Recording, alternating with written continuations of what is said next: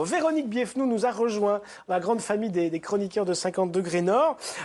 Et votre première chronique va se pencher sur une pièce de théâtre de Guy Tunissen, entre autres. Oui. C'est Celui qui se moque du crocodile n'a pas traversé la rivière, c'est le titre. Pas facile, hein. C'est un vieux proverbe africain, effectivement, et ça nous plonge d'emblée dans le thème de ce spectacle, qui est de se demander comment on peut arriver à traverser cette rivière et surtout comment on peut rencontrer la personne qui se trouve de l'autre côté, Ouais. l'autre, avec toutes ces différences. Tout ça est symbolique, bien sûr, tout ça est dans le... Ouais. Bien sûr. Moi, ce qui m'a plu d'emblée dans ce spectacle, c'est que ça nous parle de l'histoire avec un grand H, mais par le petit bout, non pas du cornet de frites, mais de la lorgnette.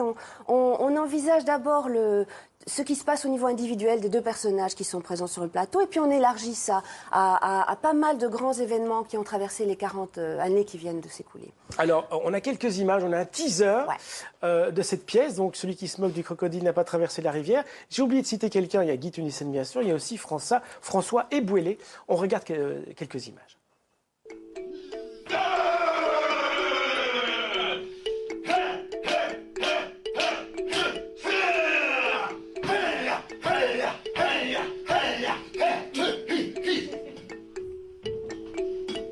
Je suis François Ebouélé. Je suis le fils de Kwel Mongo et de Sebe Sarah. Je suis Ebouélé, fils de Kwele.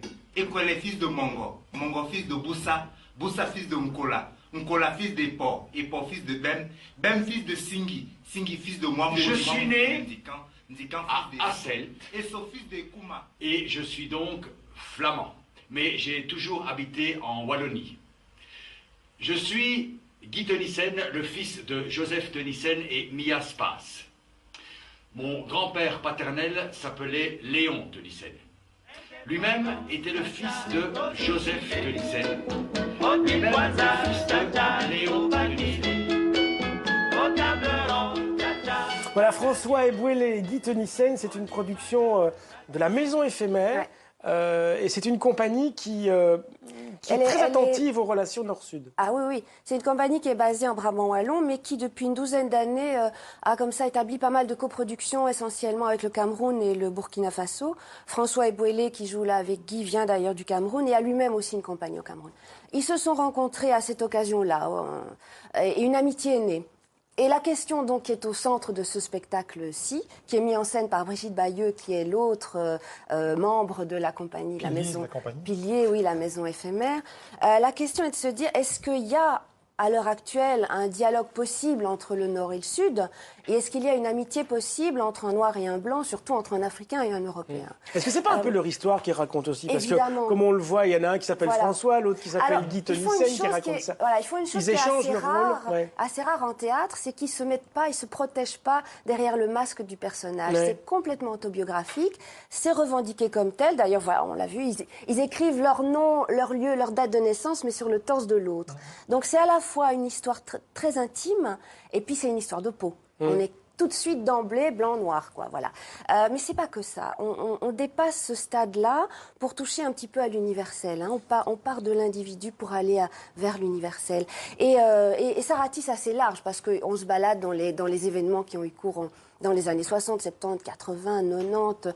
Ça va de la mort de Martin Luther King à celle de Kennedy, Piaf, le premier homme qui a marché sur la Lune. Bon.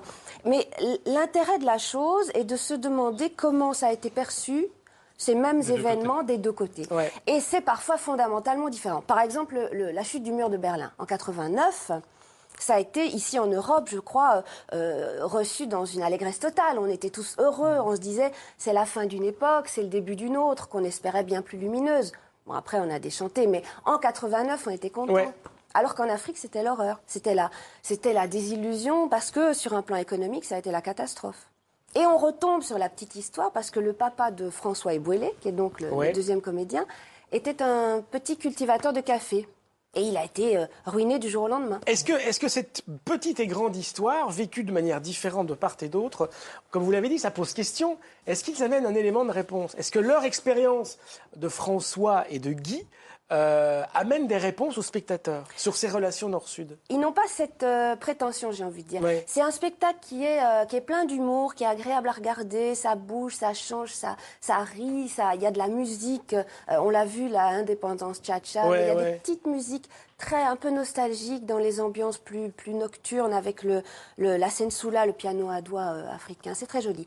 Mais ils exposent tout un tas de questions, de doutes, de craintes, qui sont, je crois, justifiées. Hein, mais ils donnent des pistes, ils ne donnent pas de réponse. ouais. En tout cas, ça pourrait peut-être être une réponse ou une contre-réponse à ce que disait Sarkozy à l'époque où il était président, quand il disait « l'Afrique n'est pas entrée dans l'histoire Ouais, discours de Dakar. Ils en prennent un extrait. Parce qu'au cours du spectacle, ils prennent des extraits aussi de la controverse de Valladolid pour remonter à pourquoi l'esclavagisme. Hein. Ah, on ne peut plus toucher aux Indiens puisqu'ils ont une âme, alors on va aller chercher les Africains.